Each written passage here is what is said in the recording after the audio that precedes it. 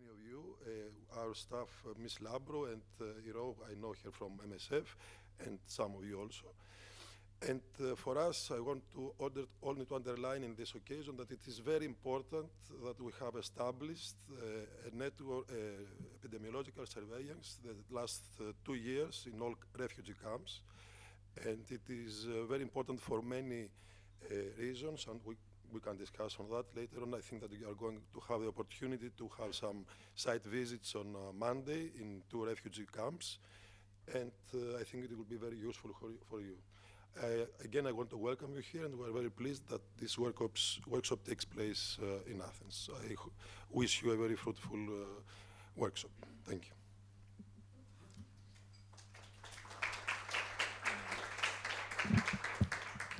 So hello everyone, I'm Javiera Rebolledo. I'm EIN board member. For those that doesn't know EIN stands for MediPIET Alumni Network.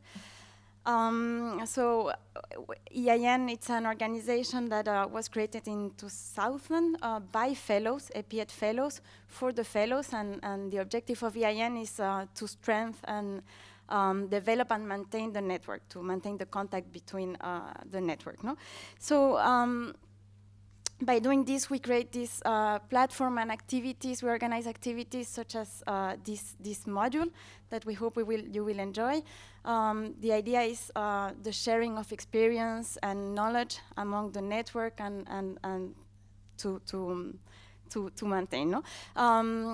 The idea of organizing this joint workshop with MediPIET, we organized this module last year in Brussels on refugees and migrant health, but the scope was very much into EU view, no?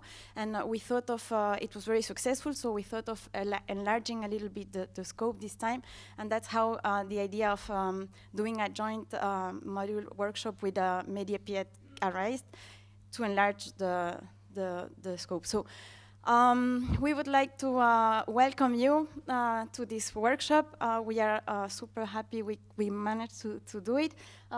We would like first thanks Ido, who is one of our members, and she has been organizing and in charge of the scientific content of this workshop. She has done a great job. And we also want to thank the whole MediPIET team. So welcome to the workshop.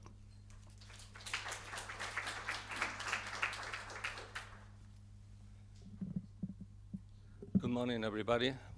Don't be afraid about that. It's just 2 pages.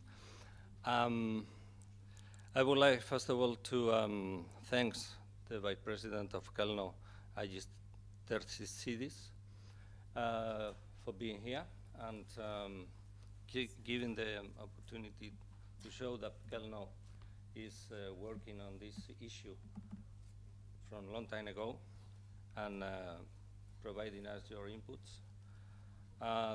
Thank you very much to the EAN, because it is a great opportunity, I think, to join both networks and work together and, I mean, exchange knowledge about this issue from Europe and from Mediterranean countries. I think you will see that this kind of workshops are very useful for you. And of course, I would like to welcome all of you here to Athens and advise you to take some time and to profit of this very, very nice and warm time. Refugees and migrant movement have a common effect for hosting countries. And this is maybe the only link between both groups. They increase the foreigner population and the workload of the social sectors as education, health, or social welfare, demanding a reaction from the administration to respond to these new needs, and unforeseen, sometimes, needs. But both phenomena born from different motivation and have a different integration in the hosting society. Therefore, treatment of both groups of foreigners by the competent authorities need to be applied a different approach, bearing in mind that both collectives have a common thing, vulnerability. You have always think that those groups are vulnerable groups. Migration is an individual decision, led by circumstances, but driven by an undeniable eagerness to better and the increase of personal expectation for a higher standard of life. Therefore, migration decision has two components, one external, circumstances, and one internal, personal desire. In the case of refugees, only the external factor is enough to start the way out, or better said, to flight. Migrants will do their best to be accepted by hosting countries, hosting society, find a job and earn their life, paying taxes and the social security systems, at least in Europe and USA. They want to be fully integrated in their new communities and benefit from the opportunities and rights that hosting country offer to their citizens. The access to health is, together with education, the most valuable right for them. So they are looking for something. They are looking for health, they are looking for education and expectation for a better life. Refugees are not prepared to think about starting a new life in the hosting country. They were obliged to run away home, and they want to go back as soon as the conflict finished. They receive protection by the hosting country, and at the same time, the hosting country take measures to be protected from them. The hosting country assumes the responsibility of taking care of them, along or with the contribution of other international partners, as international NGOs, the UNHCR, and even sometimes the coalition of armies.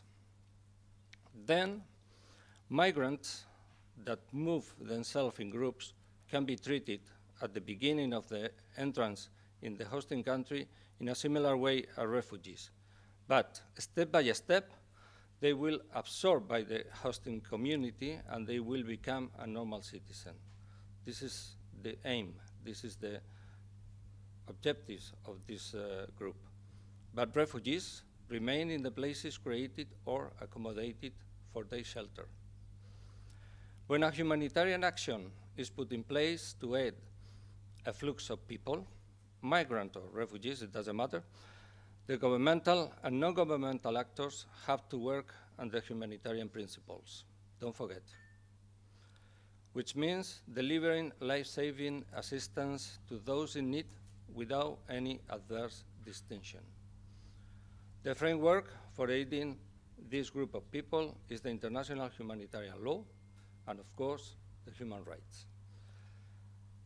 This workshop aims at providing you with knowledge and skills to gather accurate information and to manage it for design, applying, and assessing action in public health intervention in favor of these groups of people.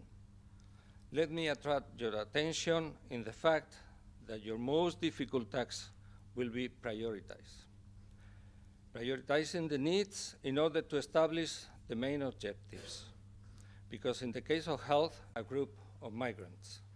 Coordination with all actors involved in the action, being aware that all actors are equally important to create the condition for providing with care to these persons.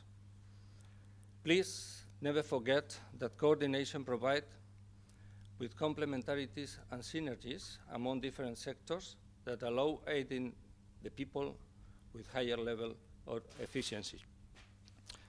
I wish you all the best for these days in this workshop, and thank you very much for sharing your experience with us. Thank you.